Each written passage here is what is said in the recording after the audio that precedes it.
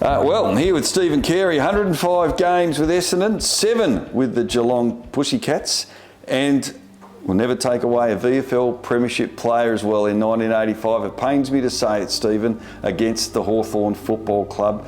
What a great welcome. day. Oh, what a great day. Great to have you here with us. Thank you. Must be nice coming. I know you obviously lived away for a long time, but it must be nice coming back home. Yeah, it is. It's always good to come back home. I mean, Mum's ageing, but it's always good to come home, and Daryl's obviously still involved with the footy club, so I always sort of come home and try and get back up here. Well, Mum makes me come to the footy when I'm home anyway.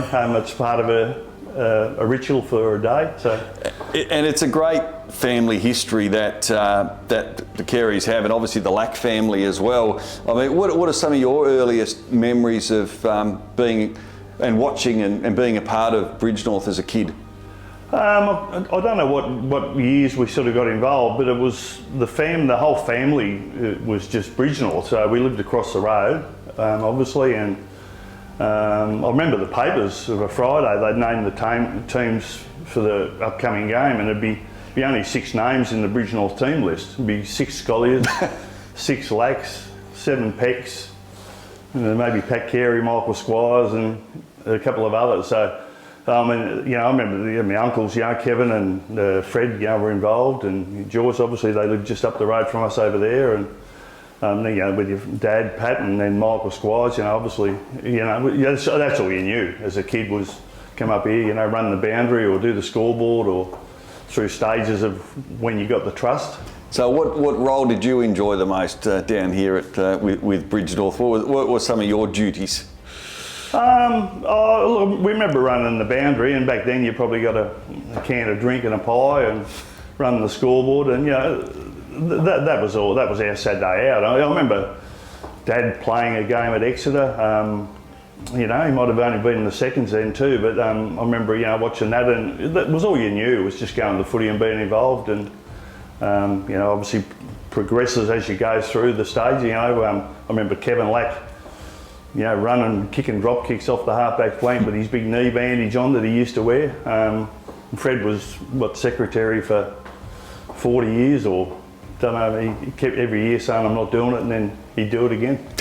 And the penetrine, they'd rub everyone with the penetrine. She must have been free back then, the penetrine. Jeez, I forgot about penetrine. You brought back some smell to it, but oh, you brought back some memories there. I haven't heard penetrine mentioned for decades. Yeah. Green in colour, I think, from memory. You went on obviously to play with one of the most famous football clubs in the country, but in the Big Smoke. But why do you think a club like this has not only been successful but survived when so many others have disappeared?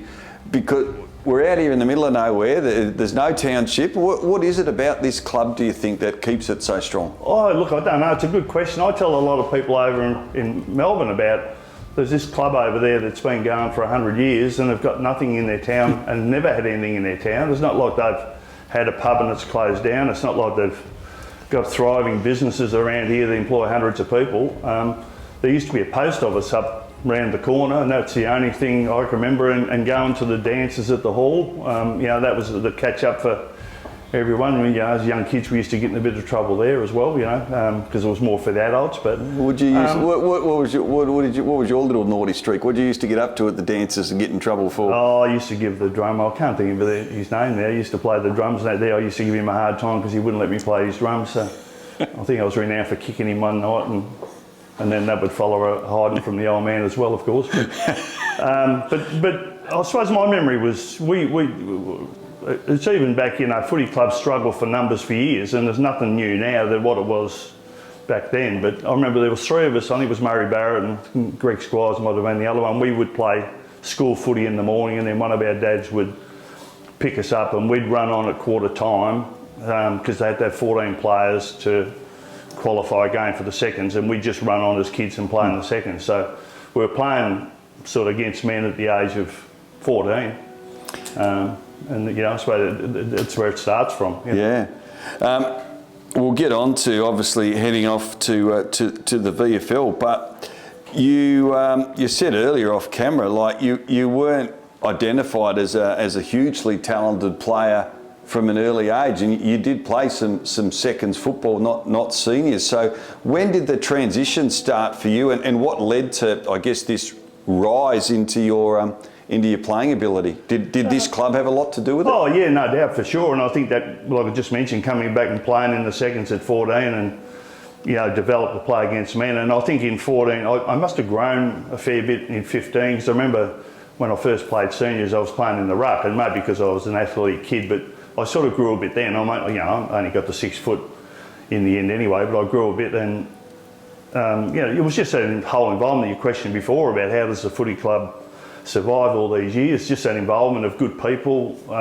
You know, Michael Butt was coaching the seniors at the time, and I remember him one night saying to me and Peter Gaffney, we were sitting on the fence up here on the half forward flank, and he said, come and join in training. And apparently I said to him, well, when you get a more interesting training drill, I'll join in. And he said to somebody, this kid needs to go to a better standard of footy. But I didn't know that. I was just, you know, probably being a young smart aleck.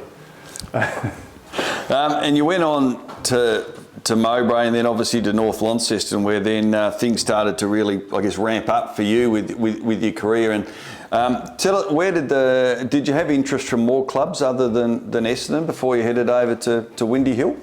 Yeah, for sure. But I spoke before about Mowbray. I went and played in Mowbray to get in North Zone because Launceston wouldn't clear me, and then I played a practice game at North, and Peter Daniels was coaching, and you know, these are stories that you hear after as well. But he said to somebody, "Don't let that kid get out the gate before you sign him."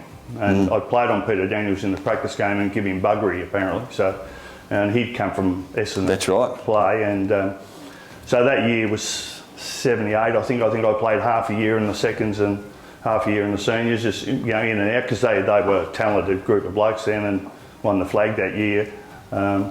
I played in the state final that year in the seniors because we had a couple of injuries from the grand final, and we were all belted up anyway, or most clubs were after a week after. So, and then 79, I had a really good year, and you know, I remember Dad watching out an NTFA versus NWFU game, and you know, to get picked for that was, you know, the really good standard footy back then. The 3 codes were really good, and the 3 regions, and you know, the old man never used to give much, but he said, "Oh, you're as good as those at the end of the game," you know, which is a huge compliment. But from there, just, you know, a couple of state sides or representative games, NTFA rep sides, and 79 State of Origin in Perth, and then, you know, a few calls start coming in, you know. So, you know, I spoke to Sydney, and Carlton flew in and seen me here, and then I trained with about 5 clubs before Essendon. And not all clubs had what they called a Form 4 system for interstate recruits, and they only got 2 a year, so they got 2 for the whole of Australia. So once they used their 2, that was the most. They wanted another player, they couldn't get them. So, and that's how the system worked back then. So it's changed a bit now, of course. Absolutely. So's the money, hasn't it? You arrive at Windy Hill. What were your first? I mean, obviously Kevin Sheedy. When did he get appointed coach? He'd been maybe Barry coach Davis was there for half a year. Yeah. We got there, and Sheeds took over the next year. So So talk us about that, because you mean you obviously were part of. It was a great era for the club, but it was also this great rivalry with Hawthorn that sort of had developed and still continues to this day because of that rivalry in the early 80s. But how did you find it, I guess, moving from a small area, from Launceston over to Melbourne? Was it a big adjustment as a youngster heading over there? Did you go on your own? Yeah, I did, yeah. It was sort of, looking back on it, to look back on it, as you say, it's very daunting, but it just all happened so quick. You know, you're packing your bags, you're moving. I went halfway through the year. It was sort of go before the end of June. You're there, you're in a motel, you're drying your clothes out the window, you're training. You know, within a couple of weeks I was getting the game. You didn't have time to think, and then evolves from there. The club, you know, I lived with Crackers Keenan for 4 weeks, which was fantastic because he looked after me, and he, you know, and even in the press he mentioned my name a couple of times, which everything gives you a bit of a leg up.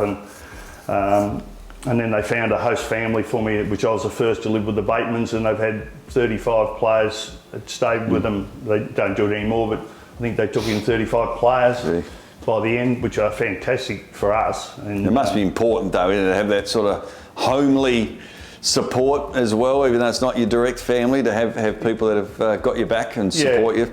And so I think for me, I didn't forget where I'd come from, but it just happened so quick, and you just had to, survive or get trud on. And it was probably at the time where Essendon were the baby bombers a bit, but they weren't under the last year of Barry Davis. They weren't that fit, or they didn't seem to be that fit when I joined in some of the training. A few blokes were throwing up Tuesday nights after a heavy session, and they obviously was in the era where you could have a few beers, a lot of beers.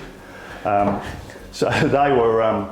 I thought, I'm sort of covering that part of it, and I'd done a lot of running here before, sprint running before I went away, so fitness was part of what I didn't mind doing. But the thing from leaving home and not in the era of mobile phones, you just couldn't ring up somebody and say g'day, and that's probably a good thing at the time, because if you had a mobile phone, you've got 7 people ringing you, text you, your homesick comes in. So it was just sort of just get in, play, and then the next year She's took over, and it was, turned upside down the club a bit, and she was hard work. So.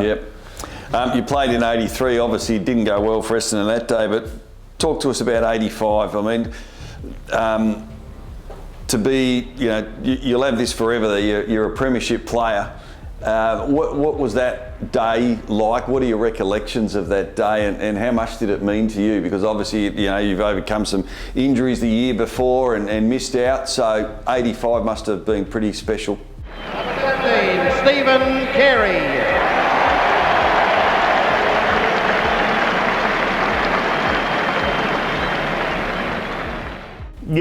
Well, the three of them were all different, and probably not great for me, because '83 I got a fractured AC joint about 10 minutes in, and that was friendly fire from Simon Madden.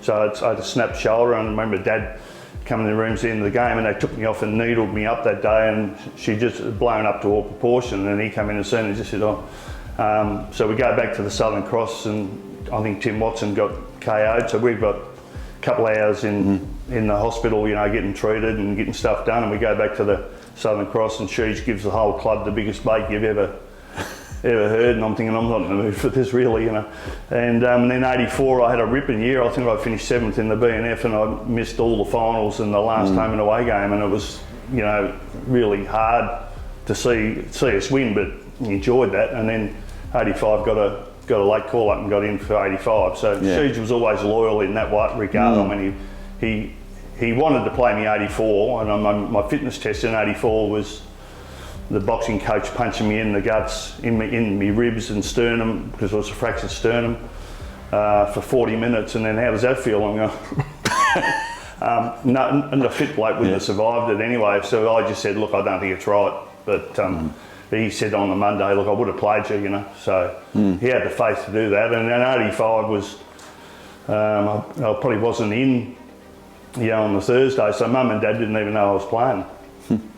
So, and then get a game, and just the three of them in a row where you're doing the parades and you're doing the involvement, it's just amazing, And again, it just goes so quick. You think back after, and where did the day go? But it seems like it goes forever, but it goes so quick. If that makes sense. And do you reflect now, all these nearly 4 decades later? Do you reflect on that a lot and think, geez, what a wonderful football career I had, from your beginnings here and being part of the family and all the family history associated with this club to where you finished? I mean, obviously you'd be proud, but do you reflect on that often and think, wow, what a great footy career I've had? Footy's been so good to me. Oh yeah, it's been amazing. I mean, you hear all the modern day players, and they're educated to speak so well, but they never forget where they come from. And you can't forget where you come from unless you don't want to just, you change your course of where you are. But without Bridgenorth, well, I wouldn't have got to where I want to go, or without, the family input, the Careys, the Lacks, the whole lot. So you've got to start somewhere. Yeah, so I suppose, if the club had folded 40 years ago, would have had the same meaning for everyone. I mean, you're looking back in time, but I think because some of the people that were part of my life are still here, it's important. And a few of the guys I played with are still involved off field, so you've got a reason to sort of come back and to see that they're still operating and being equal in the competition to everyone else. It's just fantastic, and it's a place for kids to play footy. I mean, they don't know they're not going to go from here to a better standard. I mean, all our kids out there achieving to be better. We want them to be better at everything. So there's going to be another Steve Carey come on one day, we hope. So when you come back, Steve, and obviously catch up with the family, you enjoyed coming back down here to Parrot Park and seeing the club playing out there on the ground, and you still take a keen interest in them. Oh yeah, I can. Like I said, with Mum, it's a ritual to come to the footy, and normally I'll come home. At the moment, it's only for 4 or 5 days. A hit and run mission, and come home and see her. And I wouldn't go and watch Bridgenorth at a away game. I wouldn't patronise Rachel or one of those. But I'd always come here, and you catch up. The good thing is you can catch up with so many people you know in one day. And like I said, to see the work that they're putting in, and to see the bitumen all out the front of all the footy club, and we've got a couple of clubs over home that have got nothing in their towns, and the Shire give them new facilities and for the whole thing. And Bridgenorth have basically worked for all this ourselves over the years, and all the guys I know, my brother Darryl, and they've done an amazing job. And does it go forever? I don't know, but they've done a pretty good job thus far. Well, they've lasted almost 100 years. That's why we're here today. Yeah. And thanks for being a part of it, Stephen. Good to see you. Thanks for being part of this documentary. And well done to everyone that's been part of the 100 years. It's been fantastic.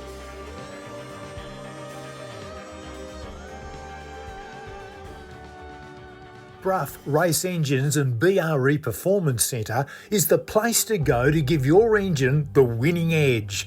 BRE specialise in circuit, drag racing, rally and speedway. They do in-house fabrication and source race engine parts from local and international suppliers. BRE are also experts in private vehicle and fleet servicing. Brough Race Engines will get you the best quality parts, which combined with their expertise will give you the best motoring experience. Find Brough Race Engines on Facebook and call them today.